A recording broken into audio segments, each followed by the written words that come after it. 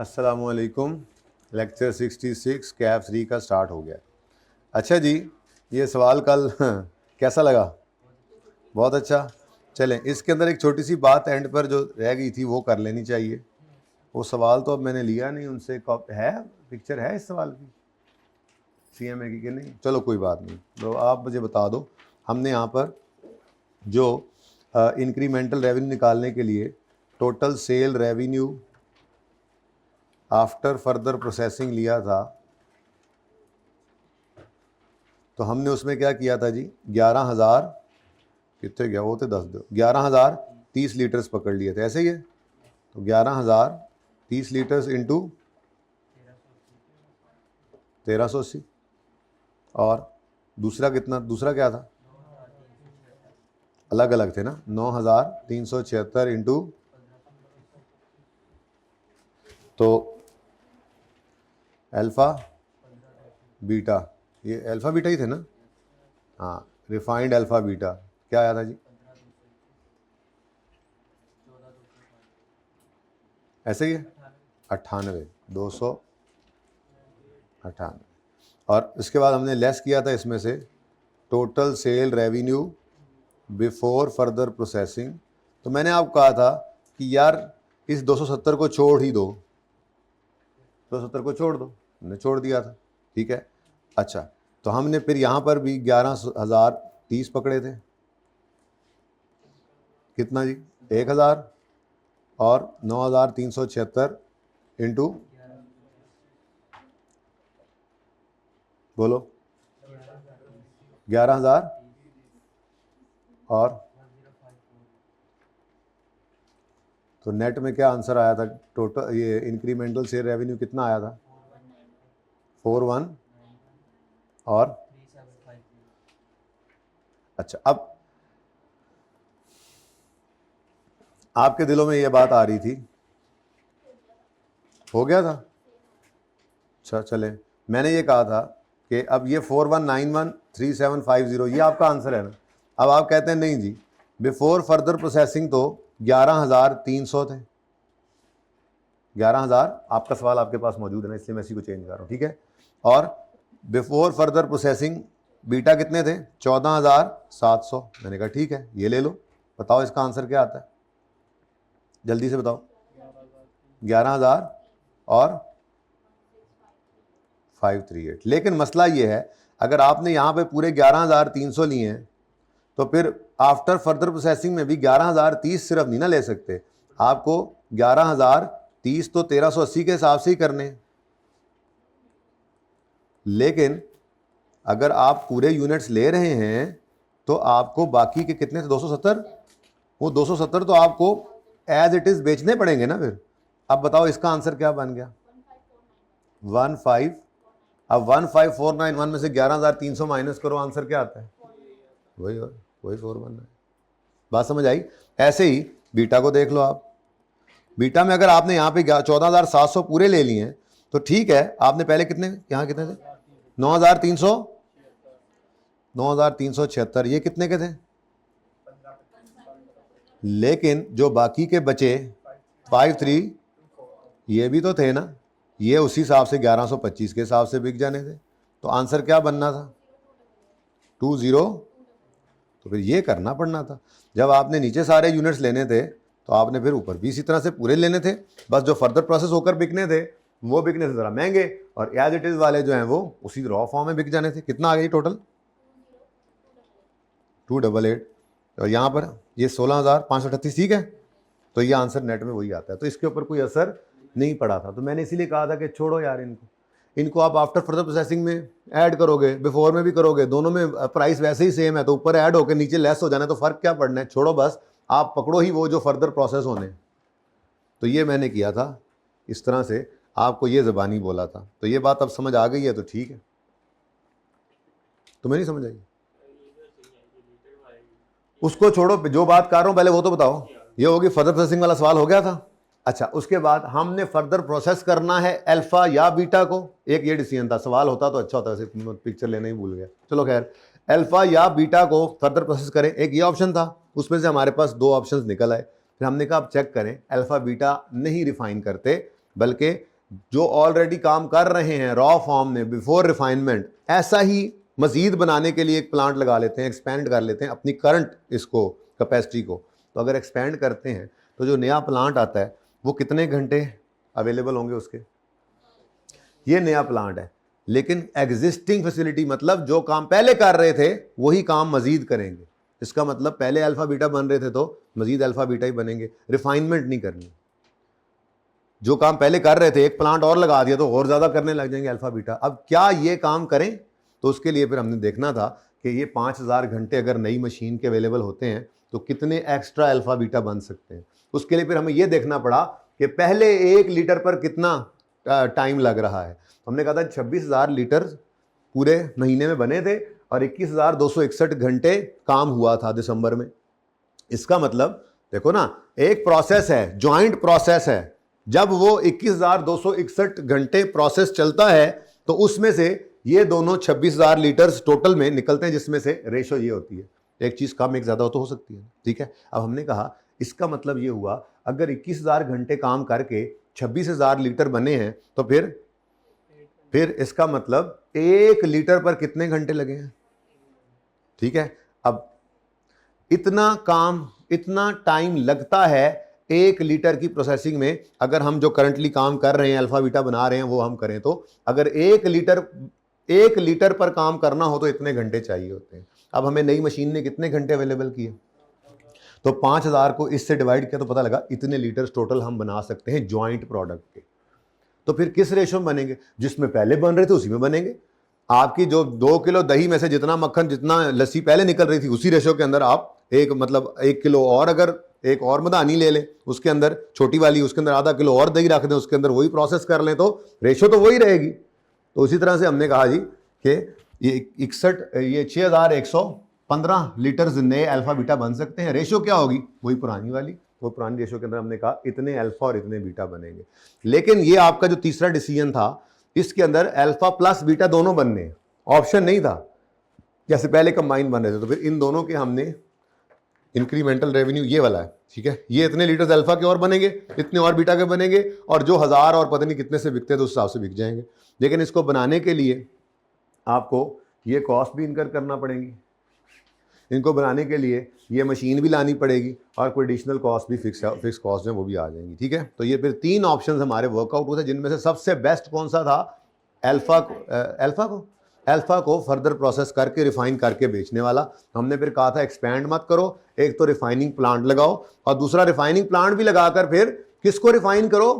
उन्होंने कहा था आइदर अल्फा या बीटा, तो किसको रिफाइन कर लो? अल्फा को, ठीक है। अब क्वेश्चन क्या है?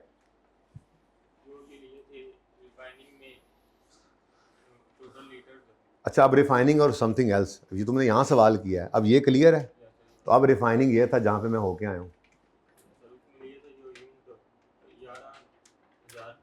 हाँ, वो ऐसे निकाले थे।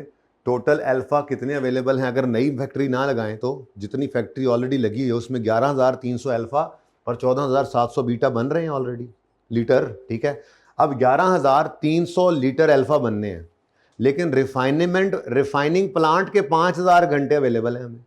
अब अगर एक अल्फा को हम रिफाइन करते हैं तो हमें 0.4533 आवर्स चाहिए एक अल्फा को रिफाइन करने में। यहाँ पे बताओ, अगर 1 घंटे में, अगर 1 लीटर अल्फा को रिफाइन करने में 0.4533 आवर्स लगते हैं तो 5,000 घंटे टोटल इस रिफाइनमेंट प्लांट के अवेलेबल होंगे। तो कितने अल्फा मैक्सिमम हम कर सकते हैं रिफाइन इस मशीन पर? तो हमने 5,000 को जब इससे डिवाइड किया तो पता चला कि रिफाइन सारे 11,300 हो ही नहीं सकेंगे। टोटली कितने हो सकते हैं? 11,030। ऐसे ही बीटा था, ठीक है। तो बीटा में भी हमने क्या किया, टोटल 5,000 घंटे इस मशीन ने काम कर सकना है। एक बीटा को रिफाइन करने पे 0.5333 आवर्स लगते हैं। तो फिर मैक्सिमम कितने बीटा हम रिफाइन कर सकते हैं? तो 9376 कर सकते हैं हम। 14,700 अगर बने भी हैं हमारे कॉमन प्रोसेस से तो रिफाइनमेंट प्लांट में सिर्फ बीटा कितने हो सकेंगे रिफाइन? 9,376 लीटर। तो बाकी फिर एज इट इज बेच देना, ठीक है। तो फिर हमारा डिसीजन इनका बन गया था, ठीक है, कि इनको बेचें as it is raw form में या रिफाइन करें। तो अल्फा और बीटा में से फिर हमें क्या बेहतर लगा था? तो ये हमारा फर्दर प्रोसेसिंग सिर्फ इसी का ही था। 11,030 को फर्दर प्रोसेस करके बेचें या रॉ फॉर्म में बेचें। तो इंक्रीमेंटल रेवेन्यू इनका निकाला था और इंक्रीमेंटल कॉस्ट निकाली थी, वही सवाल बन गया। बेटा वही तो मैंने यहाँ पे समझाया ना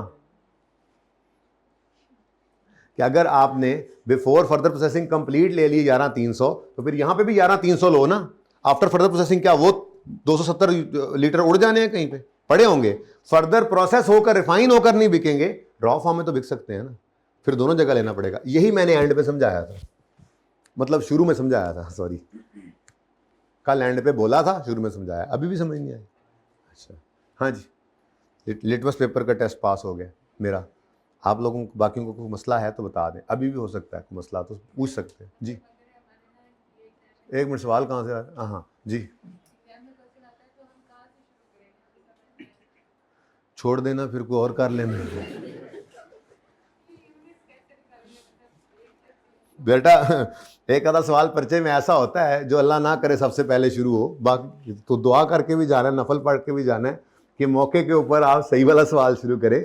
बाकी ऐसा कोई सवाल जब शुरू करता है ना बंदा, तो लग पता जाता है कि नहीं समझ आ रही, 2 4 5 मिनट देखा, 3 दफ़ा इसे कह दो 3 दफ़ा पढ़ो, पढ़ के नहीं बात पकड़ में आई, शुरू किया नहीं पकड़ में आई, तो उसको आर्जी तौर पर छोड़कर आगे चले जाना होता है, फिर वापस आते हैं। तो अल्लाह की तरफ से कभी कभी क्लिक हो भी जाता है, कभी नहीं भी होता।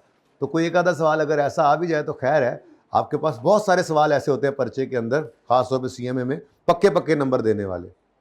हमने जो पढ़ने हैं अभी टॉपिक्स, आप देखोगे कॉपी, जैसे आप मार्जिनल एब्जॉर्प्शन तक चले, मुश्किल सवाल भी होते थे, लेकिन क्या लगता था कॉपी पेस्ट चल रहा है, डेटा उठा रहे हैं लिख रहे हैं, डेटा उठा रहे हैं लिख रहे हैं। ऐसे ही टॉपिक्स आगे भी आ रहे हैं। आखिरी महीने में 2 टॉपिक्स वो करवाता हूँ मैं, प्रोसेस कॉस्टिंग और स्टैंडर्ड कॉस्टिंग, वो भी ऐसे ही है। तो बहुत सारे सवाल ऐसे होते हैं पर्चे में, तो एक आधा सवाल पर्चे में ऐसा आ जाता होता है, कोई मसला नहीं है। आपको याद रखना पड़ेगा पर्चा बैलेंस्ड होगा। अब एक टॉपिक करते हुए तो सारे जान के सवाल जो उसमें पड़े हुए हैं, तो अगर आपको ये सवाल मुश्किल लग रहा है तो आपका मतलब ये थोड़ी है कि स्प्रिंग 15 के अंदर सारे सवाल ही ऐसे होंगे। आपका पेपर हमेशा बैलेंस होता है, 25 से 30% बिल्कुल आसान, 25 से 30% टफ, 25 से 30% बहुत टफ, 10 को हम सोचते ही नहीं है। अब बहुत आसान में अच्छे नंबर लेने हैं, मुश्किल में भी अच्छे लेने हैं, और बहुत मुश्किल में लड़ झगड़ के आधे नंबर आपको फिर भी लेने सिखाए जाते हैं। ठीक है, आधे से ज़्यादा ही ले लेते हैं, बस फाइट करें, पूरा सही करना तो पास होने के लिए ज़रूरी भी नहीं। बहरहाल ये जनरल सवाल था, सवाल समझ नहीं आया तो बताएं। चलें अब देखें ना, ये इसीलिए मैंने ये वाला सवाल आगे कराने का सोचा था खुद ही, ठीक है, क्योंकि ये भी कुछ ऐसा ही सवाल था कि पर्चे के अंदर समझ ना आए तो क्या करें। ठीक है, तो चलो इसको करते हैं, थोड़ी प्रैक्टिस ही है, आहिस्ता आहिस्ता होता है। बाकी बहरहाल बार बार मैं ये अर्ज कर रहा हूँ कि पेपर हमेशा बैलेंस्ड होगा, लेकिन टॉपिक वाइज करते हैं, क्योंकि सारे सवाल इकट्ठे कर दिए जाते हैं, तो किसी एक अटैम्प्ट, एक टॉपिक के अंदर किसी एक अटैम्प्ट में वो सवाल आप देखकर ये नहीं कह सकते कि सारा पर्चा ऐसा है। हाँ, कोई एक आधी अटैम्प्ट भी ऐसी गुजरी होती है, वो आपको क्या पता उसका। ठीक है, आज से 2-3 अटैम्प्ट पहले एक अटैम्प्ट ऐसी गुजरी थी जो बड़ी गंदी अटैम्प्ट थी, लेकिन उसमें रिजल्ट बहुत अच्छा था, उसमें रिजल्ट बहुत अच्छा था। आई कैप भी हाथ वाला रखता है। प्लस इस पेपर के अंदर वैसे ही पास होने की बहुत गुंजाइश है। ज़रूरत सिर्फ इस चीज़ की है कि आपने रुकना नहीं, करते जाना है। और वो कौन कर पाएगा? जो घर पे रूटीन में ये काम करेगा, जो सोल्यूशन देखे बगैर 1.8 से मल्टीप्लाई करके जैसे समझ आएगी एक बार सवाल पूरा करेगा, पर्चे में वही ये काम कर सकता है। और जो ये काम पर्चे में कर लेगा इंशाल्लाह पास भी होगा। ठीक है, सही है। अच्छा जी, ये क्वेश्चन कर लें। कोई और सवाल की ना सीधा जी केमिकल में कोई और सवाल? हर चैप्टर में ज़्यादा नहीं, कोई एक आध सवाल ही ऐसा होता है जो बंदा कहता है ये क्या। तो अगर आप ये क्या वाले सवाल इकट्ठे करो तो वो किसी सेम अटेम्प्ट में नहीं होंगे। इसका मतलब क्या है? सारा पर्चा नहीं मुश्किल आता, लेकिन जो मुश्किल भी आता है ना जी, उसमें भी हाथ पाँव मारने हैं और उसमें से भी आप आधे नंबर आराम से ले सकते हैं। उसी के लिए तो आपको फॉर्मेट्स बना दी, ताकि ये जान छूट जाए कि शुरू कहाँ से करना है। आपको फर्दर प्रोसेसिंग का पता होना चाहिए शुरू कहाँ से करना है। ठीक है, आपको पता है इंक्रीमेंटल रेवेन्यू निकालना है, फिर थोड़ा हाथ पाँव मारें तो आपको कोई ना कोई फिगर्स मिल जाती हैं। ठीक है, रिक्वायरमेंट है determine whether HIL should avail the opportunity to export product Y. हैं एक्सपोर्ट करने की या आउटसोर्सिंग की बात? अच्छा नहीं, एक्सपोर्ट करने की बात कर रहे हैं। सवाल कितने बच्चों ने ट्राई किया वैसे? माशाल्लाह, इन्होंने भी कई लोड़ सी, मैं करा ही देना सी, रहन देंदे, बाकी ने तो किया कोई नहीं। अच्छा, आधी क्लास रह गई है। ये सवाल करते हैं फिर अगला मशवरा करते हैं। ठीक है, अच्छा जी, HIL एक्सपोर्ट करने वाली अपॉर्चुनिटी, यानी एक्सपोर्ट करे या ना करे वाई को, ये सवाल है। हबीब इंडस्ट्रीज लिमिटेड HIL, ये जी कोई पार्ट बी ही नहीं है, मैंने नहीं किया पार्ट बी में, इसको मैं खुद करा रहा हूँ।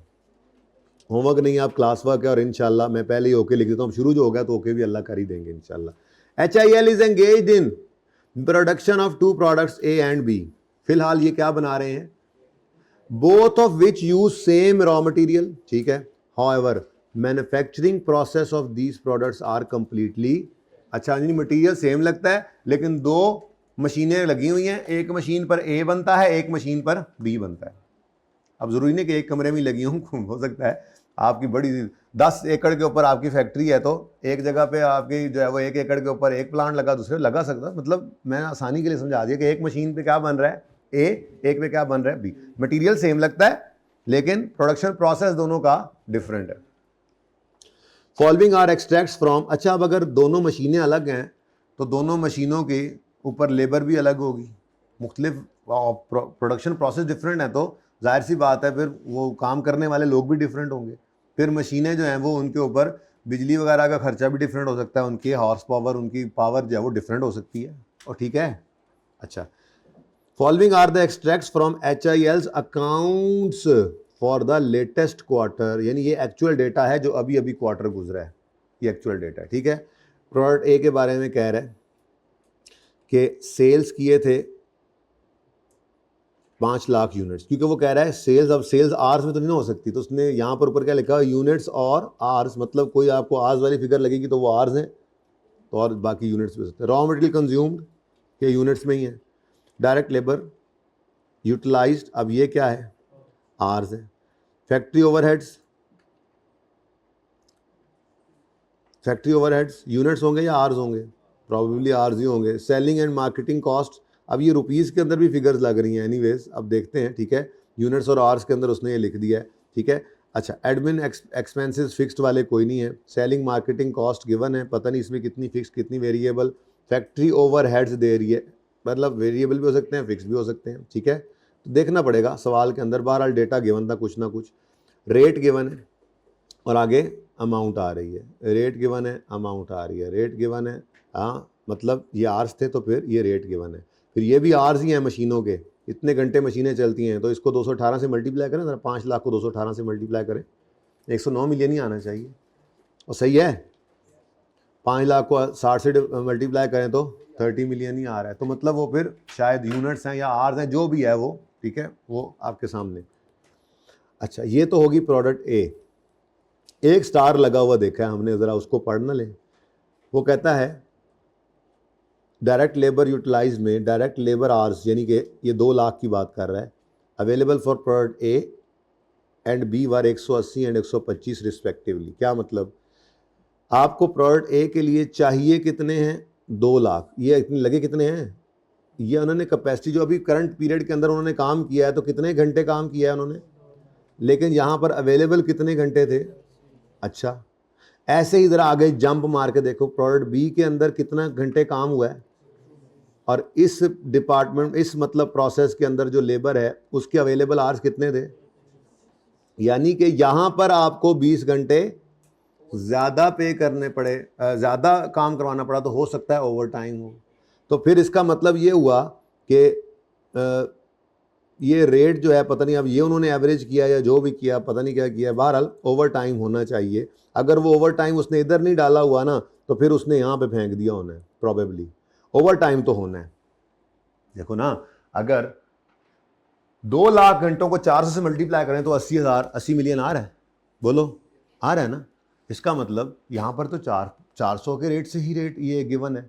तो अगर वो कह रहा है कि हमने 2 लाख घंटे काम किया और कह रहा है कि 1,80,000 घंटे अवेलेबल थे, तो 20,000 घंटे तो ओवर टाइम किया उन्हें। अच्छा, ओवर टाइम नहीं भी हो सकता है कि कहीं और से आ गए हों बंदे, पर वो फिर ये क्यों कहता कि अवेलेबल आवर्स 180 हैं। तो मैं वैसे बता रहा हूँ, आगे लिखा हुआ होगा, मैं वैसे बता रहा हूँ कि या ऐसा कभी हो तो प्रॉबेबली ये हो सकता है यहाँ पर उन्होंने 2 लाख के हिसाब से पूरे 400 के हिसाब से रखे हों, और जो ऊपर जो ओवर टाइम पे किया हो वो कहीं और फंसा दिया हो उन्होंने, जिस वजह से सामने नज़र नहीं आ रहा आपको, ठीक है ना। खैर, हमें क्या, बस इतना पता लग गया कि प्रोडक्ट B जो है B, उसके लिए अवेलेबल कितने आवर्स हैं, 120 और 125, और हमने यूज़ कितने किए हैं, यानी कि बी डिपार्टमेंट के अंदर आपको 5000 स्पेयर आवर्स भी अवेलेबल है। अब सवाल जिन बच्चों ने कम से कम पढ़ा भी होगा ना घर पे, कम से कम उनको भी फायदा हो रहा होगा, आगे वाली बात पहले ही समझ आ रही है, ठीक है ना। असल में वो बी को फर्दर प्रोसेस करवाएगा और वाई बनवाएगा। जब ये करने के लिए ज़रूरत पड़ेगी आर्स की, तो 5000 घंटे तो पहले ही वेले होंगे। रेलेवेंट कॉस्टिंग प्रिंसिपल चल पड़े।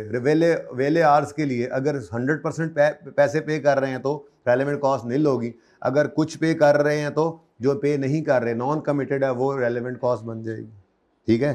तो इस तरह की बात होनी है। बहरहाल ये छोटी सी बात बीच में आ गई।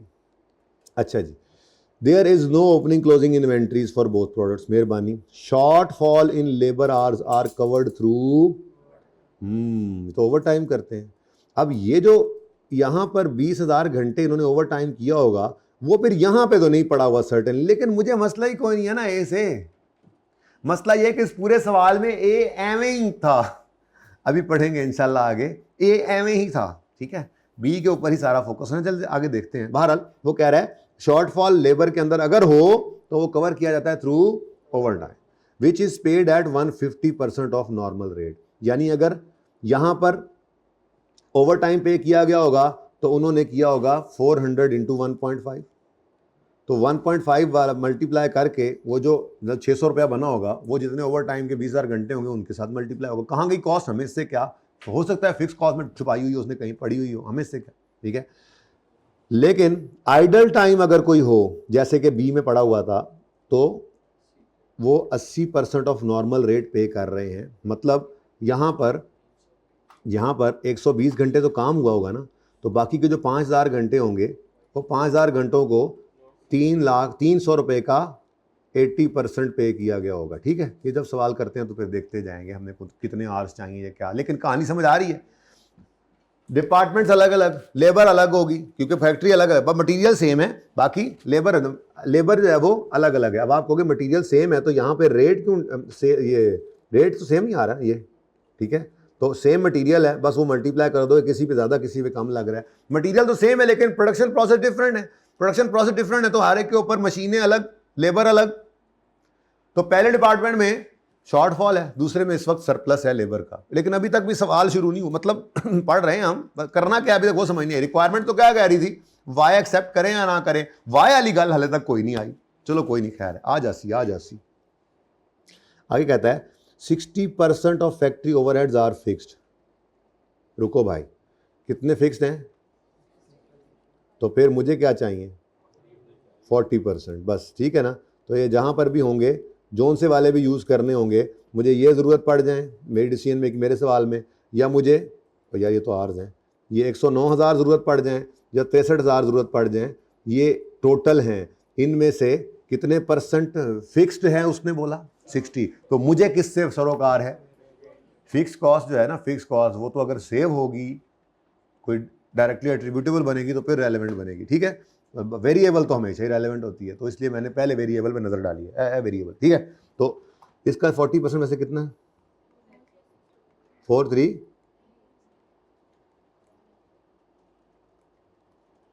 40% 25, हाँ ये मुझे फिलहाल इसकी ज़रूरत है। बाकी के 60% को अभी मुझे ज़रूरत नहीं है। अगर वो चुप रहा, कोई कमी शमी नहीं, कोई ज़्यादती नहीं, कोई चेंज नहीं फिक्स कॉस्ट में, तो बस चुप चंगी है फिर, ठीक है। वो छोड़ो, अभी ज़रूरत ही कोई नहीं, ज़रूरत पड़ेगी तो देख लो। मैं वैसे कह रहा हूँ कि ये मेरे लिए रेलेवेंट होंगे, ओके। अच्छा, इधर वालों के लिए पता नहीं 109 में होते हैं नहीं होते, आगे बढ़े। 80% of selling and marketing cost allocated to each product are, इसका मतलब फिर कितनी वेरिएबल है, ठीक है। तो 20% वेरिएबल है, तो इस कॉस्ट में भी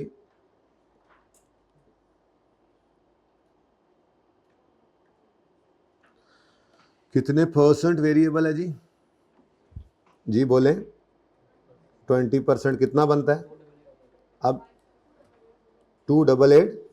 अब ये मेरे लिए रेलेवेंट है, बाकी फिर देखेंगे। 25200 था, तो बोलो बाकी का 80% फिक्स्ड है ना, फिलहाल मेरे लिए रेलेवेंट नहीं है, देखेंगे ज़रूरत पड़ी तो। ऐसे डेटा पढ़ते जा रहे हैं और देखते जा रहे हैं, ये चीज़ें यहाँ पड़ी। अच्छा, अब यहाँ तक तो सिर्फ उसने गपशप लगाई। अब सवाल शुरू होता है, क्या कहता है HIL। अब यहाँ से आपका सवाल शुरू हो रहा है, ठीक है। HIL marketing department, HIL's marketing department has recently explored a recurring कहते हैं बार बार आने वाला, क्वार्टरली एक्सपोर्ट अपॉर्चुनिटी, कि उन्होंने कहा है कि हर क्वार्टर में हम, एक ऑर्डर आया, उन्होंने कहा जी हर 3 महीने में, एक साल में 4 क्वार्टर, एक क्वार्टर में 3 महीने होते हैं, ठीक है। तो एक बाहर की पार्टी ने हमें अप्रोच किया है, ठीक है, या हमारे मार्केटिंग डिपार्टमेंट ने एक बाहर की पार्टी को अप्रोच कर लिया, पकड़ लिया है, और वो क्या कह रहे हैं, हर क्वार्टर में आपको 5 लाख यूनिट्स ऑफ ए, वो 5 लाख यूनिट्स जो हैं प्रोडक्ट ए के, जो कि कन्वर्ट हो जाएंगे इक्विवेलेंट नंबर ऑफ वाई में, ठीक है, वो आपसे हम लेंगे। प्रोडक्ट ए को कन्वर्ट कर लो, कह रहा है HIL फिर पढ़ो, HIL marketing department has recently export a recurring quarterly export opportunity where 500,000 units, यानी सारे के सारे इतने ही बन रहे हैं ना, इनको क्या कर लें, of A can be converted into an equivalent number of 5 lakh, A को कन्वर्ट करके चेंज कर लें और 5 लाख ही वाई बना दें, लॉसेस कोई नहीं है, क्योंकि उसने क्या बोला है, इक्विवेलेंट नंबर ऑफ वाई बन जाते हैं। अब फर्दर प्रोसेसिंग की तरफ चल पड़ा है, ठीक है। अच्छा, ये ऊपर भी उसने क्वार्टर का डेटा दिया है, मतलब बेसिकली वो ये चाह रहे हैं कि लोकल सेल करें ही ना, वो क्वार्टरली इसको एक्सपोर्ट में ले जाएं। लेकिन वो जो एक्सपोर्ट वाला ऑर्डर है ना, जो बाहर की पार्टी है वो कह रही है नहीं जी हमारे मुल्क में ये ए नहीं चलता, आपको थोड़ा इसको चेंज करना पड़ेगा, ए को कन्वर्ट करें और उसको वाई की शक्ल में लाएं, तो 5 लाख हम हर 3 महीने में आपसे खरीदेंगे, ठीक है। आगे क्या कहता है, these units could be exported at $3.9, एक यूनिट कितने का हमारा निकल जाएगा, सवाल में उसने बताया हुआ एंड पे जाके एवरेज एक्सचेंज रेट कितना है। एवरेज एक्सचेंज रेट दे देने का मतलब यह सुकून मारो, जितने यूनिट्स हैं उन सबको किससे मल्टीप्लाई कर दो, तो ये हमारे पास क्या आ जाएगा, incremental total sale revenue after further processing 5 lakh Y into $3.9 पर वाई इंटू ₹300, तो सही है। अच्छा, लेकिन in order to evaluate this opportunity HIL has carried out a study and made following projections. अब सारी कहानी इससे आगे ये चलेगी कि ए को वाई में कन्वर्ट करें या ना करें। अच्छा, अब एक बात ज़हन में रखो, ए को वाई में कन्वर्ट करना है, इसका मतलब ए तो हम बनाएंगे ही बनाएंगे, ओके, सही है ना। The conversion of product A to Y requires further processing, oh, which could be conducted using the plant that currently produces। अच्छा, बात समझ आई। 5 लाख ए तो बनेंगे ही बनेंगे, तो उनको छोड़ दो, क्यों, वो तो बनने हैं, बनाकर एज इट इज बेचो या आगे बेचो, बात तो ये है ना। तो स्प्लिट ऑफ पॉइंट, मैंने कहा था ना कि यहां तक की जितनी कॉस्ट होती हैं वो क्या होती हैं, संक कॉस्ट होती हैं। अब हमने डिसीजन क्या लेना है, हमने डिसीजन ये लेना होगा 5 लाख वाई बेचें तो 3.9 पर डॉलर इंटू 300 के बिकते हैं, और 5 लाख ए ही बेच दें तो वो 400 मिलियन के बिकते हैं। अब आप कहोगे सर ये तो चेंज, अगर अभी तक आगे कोई चेंज नहीं बताया उसने, तो यही अज्यूम करेंगे पिछले क्वार्टर में अगर 800 का एक यूनिट बिका था तो। अच्छा, वैसे बाय द वे ये एक्सपोर्ट वाला कितने का बन रहा है, एक पॉइंट कितना, $3.9 है ना, इसको इंटू 300 करो, कितना फायदा तो नजर आ रहा है कि अभी हम अगर ए को ही बेचते हैं तो 800 का एक ए बिकता है, अगर हम इसको वाई में कन्वर्ट करके एक्सपोर्ट करें तो एक वाई 1100। लेकिन मसला क्या है, इंक्रीमेंटल रेवेन्यू तो आ रहा है आपको 800 और 1170 तक, देखो कितना 300, लेकिन इंक्रीमेंटल कॉस्ट भी तो होंगी फर्दर प्रोसेसिंग की। तो बात इससे आगे ही चलानी है आप, ठीक है, इंक्रीमेंटल रेवेन्यू और incremental cost of further processing, फिर additional material, additional labour, additional overheads, additional fix cost, कोई और ऐसी कॉस्ट जो फर्दर प्रोसेसिंग के लिए एडिशनल है, तो वो हमने काम करना है। तो सवाल अब शुरू है, ठीक है, समझ आ गई। अब ए को नहीं छेड़ना, ए तो वैसे चल रहा है वैसे ही चलेगा, और ए पे जो कॉस्ट लगनी है वो भी हमारे लिए संक कॉस्ट है। हमें वहां से 5 लाख ए मिलेंगे, 5 लाख यूनिट्स ऑफ ए को हमने अब कन्वर्ट करके वाई बनाना है या नहीं बनाना, ये डिसीजन लेने लगे, ठीक है। और समझ आ रही है सवाल, इसलिए मैंने कहा मैं खुद कराऊंगा। मैंने वो हालांकि दो नहीं 3 लेक्चर्स में थोड़ा थोड़ा करके कराया था, पर मैंने कहा मज़ा नहीं आना, ऐसे खुद ही करते हैं, ठीक है। नए टॉपिक के भी डिसीजन लेते हैं अभी क्या करना है। अच्छा, अब कन्वर्जन जो है वो किस पर होगी? बी वाले प्लांट पर। तो बी वाले प्लांट पर अगर कन्वर्जन होगी तो फिर क्या बी बनेगा? अब ये देखना है बी कितना बनेगा, सारा ही नहीं बन पाएगा या कुछ बनेगा कुछ नहीं बनेगा, ये मसला भी है। अब ये रेलेवेंट कॉस्ट की बात हो रही है। इंक्रीमेंटल रेवेन्यू तो आपने ऐसे निकाला, कैसे निकाला? 5 लाख यूनिट्स इंटू 1100, पता नहीं वाट, हाँ 70, ये आ गया total sale revenue after further processing.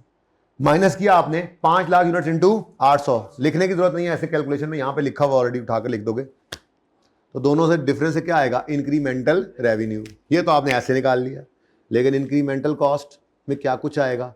एक तो इसको कन्वर्ट करने की एडिशनल मटेरियल कॉस्ट होगी, अभी आगे बताया हुआ है, एडिशनल लेबर लगेगी, एडिशनल ओवरहेड्स लगेंगे, प्लस अब जो बी पहले बनकर बिकना था उस टाइम में जो बी नहीं बनेगा तो कंट्रीब्यूशन लॉस होगा। होगा नहीं होगा? अब देखना यह है कि कितना बी बनने से रह जाएगा अगर हमने ए को फर्दर प्रोसेस किया हमारे बी वाले प्लांट पे। तो वाई बनाने के लिए वाई की प्रोसेसिंग किस प्लांट पे चलनी है? जिस पे पहले बी बनता था। तो अब अगर जितनी देर प्रोसेसिंग चलेगी वाई की, उतनी देर बी नहीं बनेगा। जब उतने बी नहीं बनेंगे तो वो कंट्रीब्यूशन हमारा क्या होगा? तो हमारे इस डिसीजन के लिए ये भी एक रेलेवेंट कॉस्ट होगी जो हम बी नहीं बना पाएंगे बी वाले प्लांट पे, वाई को रिफाइन करने के, ये ए को वाई में कन्वर्ट करने वाला काम जब करेंगे तो बी नहीं बना सकेंगे। जब बी नहीं बना सकेंगे तो बी का कंट्रीब्यूशन क्या हो जाएगा? लॉस। ठीक है, आगे कहता है this would also necessitate addition of a machine costing 12 million. कहता है जी बेशक बी के ऊपर आपने वो प्रोसेसिंग करनी है, लेकिन एक जैसे स्प्रे मशीन कोई लेनी पड़ गई या कोई ऐसे एडिशनल एक मशीन भी लेनी पड़ेगी, तो इसकी डेप्रिसिएशन भी रेलेवेंट। ठीक है, अब however as a result of production of B as a result the production of product B would need to be reduced by, हाँ अब इसका मतलब ये जो 40% से B कम होगा तो ये कंट्रीब्यूशन लॉस, तो कंट्रीब्यूशन ऑफ बी लॉस होगा, कंट्रीब्यूशन ऑफ बी लॉस। ठीक है जी, तो ये आपकी रेलेवेंट कॉस्ट है।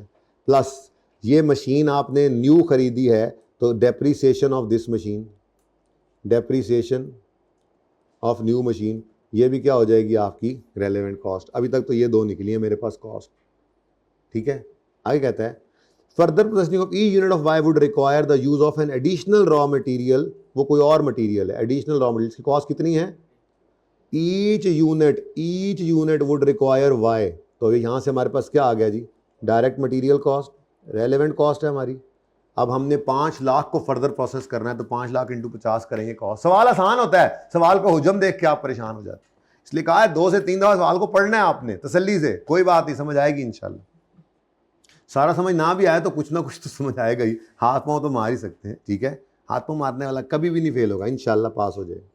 एंड 0.15 लेबर आवर्स, कितना जरा चेक करना, टोटल लेबर आवर्स फिर कितने चाहिए हमें? टोटल लेबर आवर्स अगर आपके पास 5 लाख ए हैं जिनको आपने कन्वर्ट करना है आपने वाई में 0.15, तो कितना बनता है? 75,000 आवर्स आपको चाहिए। ठीक है, अब ये 75,000 आवर्स कौन से वाले डिपार्टमेंट के अंदर चाहिए आपको?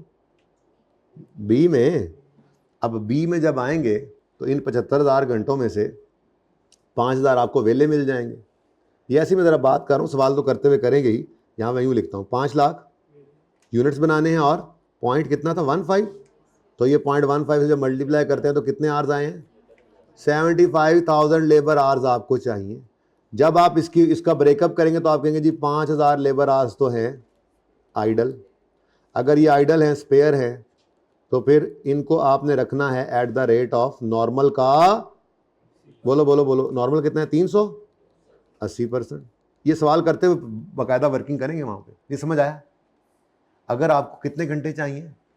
75,000 घंटे टोटल चाहिए लेबर के, और किस डिपार्टमेंट में चाहिए? बी में। तो बी में ऑलरेडी कितने अवेलेबल हैं?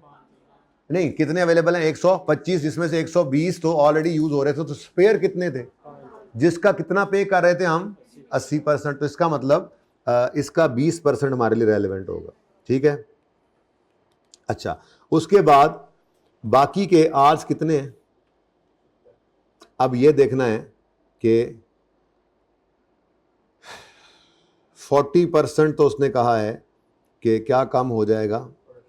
प्रोडक्शन। ठीक है, तो आप कहोगे जी कि 1,20,000 टोटल घंटे थे, ठीक है जी, जिनमें से आपने बी का काम हटा, देखो टोटल कितने आवर्स हैं हमारे पास, 125, 5 स्पेयर थे वो यूज कर लिए, ठीक है। अब बाकी और कितने चाहिए, 70। बी का कितने % काम हमने इधर करना है, रोकना है। इसका मतलब 1,20,000 का 40%, 1,20,000 लेबर आवर्स का 40% कितना बनता है, 48,000 लेबर आवर्स वो होंगे जिनमें अब लेबर काम नहीं करेगी बी के ऊपर, बल्कि काम करेगी किसके ऊपर, वाई के ऊपर। तो इसका मतलब इन घंटों का, ये तो नॉर्मल हो गए, ठीक है, ये नॉर्मल है। तो इन नॉर्मल क्यों है, क्योंकि इस टाइम के अंदर वो बी की बजाय क्या बनाएंगे, बोलो, ये प्रॉपर सवाल वहां करेंगे। At the rate of ₹300, simple मसला समझ आया। अब कितने आवर्स आपको अवेलेबल हो गए, 5 और 48, 53, टोटल कितने चाहिए। अब आपको ओवर टाइम की तरफ जाना पड़ेगा। ये मजे की एडजस्टमेंट थी, ठीक है। तो आपको बैलेंसिंग आवर्स कितने चाहिए, बैलेंस 22। अब ये 22,000 लेबर आवर्स जो होंगे ये ओवर टाइम वाले हैं, और ओवर टाइम के अंदर आपने पे करना होता है 300 का 1.5।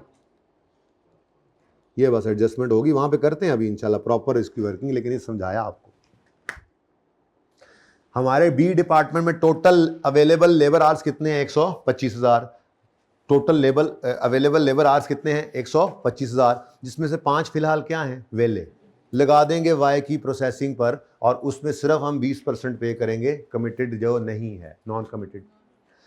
अब उसके बाद उसने यहां पर हमें बताया कि ये देखो, further processing of each unit of Y would require use of 0.15 labour hours, ठीक है। यहां से हमने वो आवर्स निकाले थे, और यहां पे क्या लिखा था उसने, as a result of production, as a result the production of product B would need to be reduced by, the production of B कितनी रिड्यूस करनी है, इससे ऊपर नहीं रिड्यूस करनी, इतनी रिड्यूस करेंगे तो आपका काम हो जाएगा। वो ये कह रहा है कि आपका काम हो जाएगा, तो बस हमने फिर इतनी रिड्यूस, इसका मतलब बाकी का तो बी बनते रहना है।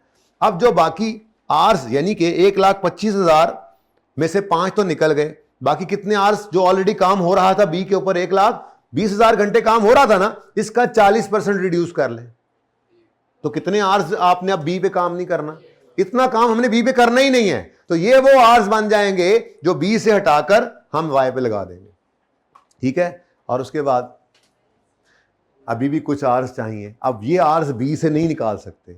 उसने क्या कहा है, 40% तक रिड्यूस करना है बी को, उससे नीचे नहीं जा सकते ना, तो फिर बाकी हमें ओवर टाइम की तरफ जाना पड़ेगा, ठीक है। कैसी लगी एडजस्टमेंट, 15वां चैप्टर साथ ही है आपके, डिसीजन मेकिंग चल रही है, रेलेवेंट कॉस्टिंग, समझ आ गई ये बात। चले, अच्छा जी, सवाल तो आसान है यार, फिर आगे देखो, आसान एडजस्टमेंट्स हैं यार, ठीक है। तो यहां से आप लेबर आवर्स 0.15 के हिसाब से आपने 75 निकाले और सारी कहानी खत्म।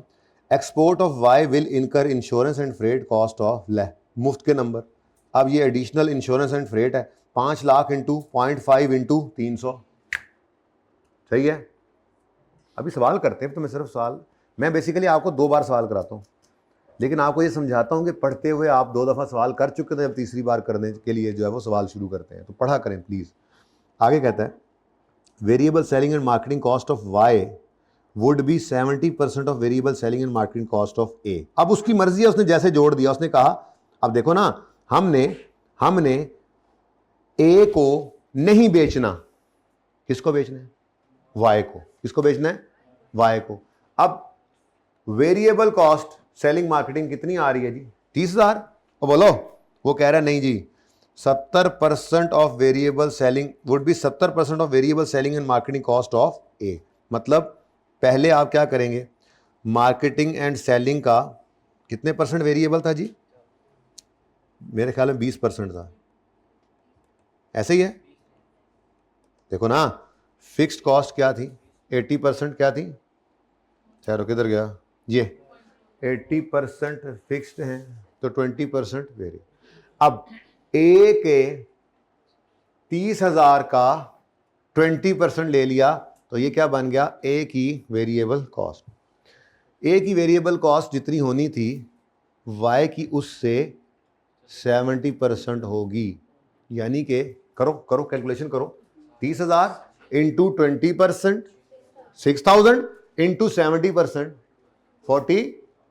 अब ये 42,000 आपकी क्या है, वाई की, जो भी आपने आंसर निकाला, मतलब 30,000 का 20%, उसका 70%, जो भी आंसर आता है वो क्या है, variable selling and marketing cost of Y, incremental cost है, इंक्रीमेंटल कॉस्ट है।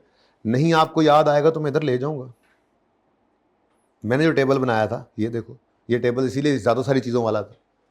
चेक करें, एडिशनल मटेरियल कॉस्ट 50 रुपये, एडिशनल लेबर कॉस्ट निकालनी है 0.15 या 75,000 घंटे निकाले। फिर एडिशनल वेरिएबल ओवरहेड्स कॉस्ट, अब प्रोडक्शन वाली कॉस्ट में से वेरिएबल निकालेंगे।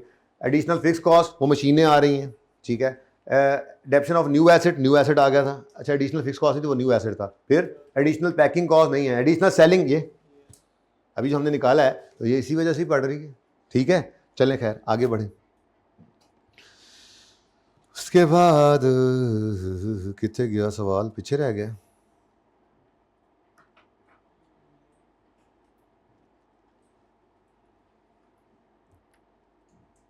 अच्छा वैसे एक बात है, हमने इसका 20% कितना लिया था, अब 6,000 का 70%, यानी कि अब आपको कितनी वेरिएबल कॉस्ट पड़ रही है, 4200, यानी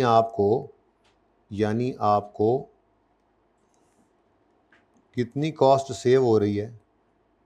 अगर आप ए से वाई पे जाते हैं तो वेरिएबल कॉस्ट में सेविंग आ रही है, उल्टा variable cost of variable selling cost में क्या आ रही है, नहीं सेविंग आ रही। अगर आप ए लोकली बेचते हैं तो आपको 4200 रुपये की कॉस्ट पड़ती है, सॉरी 6000 की कॉस्ट पड़ती है।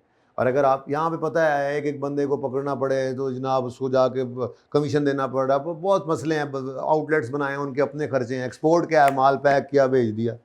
तो यहाँ पर आपको ए बेचते थे लोकली तो 6,000 रुपये पड़ते थे, अगर आप ए को बेचना छोड़ दें और पूरे का पूरा वाई में कन्वर्ट करके एक्सपोर्ट कर दें तो आपकी वेरिएबल कॉस्ट कितनी आएगी। अब इसमें सेविंग कितनी आ रही है आपको, अगर आप 1800, ये सेविंग ही ले लेंगे, सवाल करते हैं उस वक्त डिसाइड कर लेंगे, ठीक है। अच्छा उसके बाद admin expenses would increase by 0.6 million per month to accommodate the necessary changes in system and procedure under the, तो भाई ये 0.6 जो है ये पर मंथ है, हमने क्वार्टर का डिसीजन लेना है, बट मैंने माना एडमिन एक्सपेंसेस हमेशा फिक्स्ड कॉस्ट ही होते हैं, लेकिन ये इस डिसीजन की वजह से बढ़ रहे हैं, ये इंक्रीमेंटल फिक्स कॉस्ट है, ये पहले नहीं थी अब है। तो 6 मिलियन 0.6 में 6 लाख पर मंथ है, 6 लाख इंटू 3 करें तो 18 लाख रुपए पर क्वार्टर रेलेवेंट कॉस्ट है, ठीक है, इंक्रीमेंटल है। सवाल मुक गया, बस खत्म कहानी, एवरेज चेंजेस आ गई, ठीक है। अब शुरू करते हैं अल्लाह का नाम लेके 1 बाय 1। तो सबसे पहले तो सबसे आसान वाला काम कर लेते हैं, क्या ख्याल है जी,